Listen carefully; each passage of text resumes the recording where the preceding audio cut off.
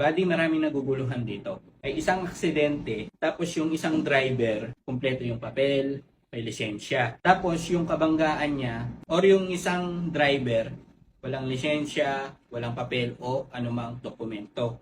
Pero, ang lumalabas sa incident report, ang may kasalanan is yung may papel. Automatic na bang ang may kasalanan doon yung walang papel? Basically po kasi ang nasa mindset ng mga tao kapag may lisensya ka at kumpleto ka ng papel, kahit ikaw ay nakabangga o may kasalanan sa isang aksidente versus sa binangga mo na walang lisensya, automatic po ang may kasalanan is yung walang lisensya. Mali po. Ayon po sa Article 365 na Revised Penal Code o Reckless Imprudence at Republic Act 4136 o Reckless Driving Law, mananagot po kung sino po ang may kasalanan, meron man o wala siyang lisensya. Kung sino po ang mali, siya po ang mananagot sa batas. Tanong, paano naman yung walang lisensya?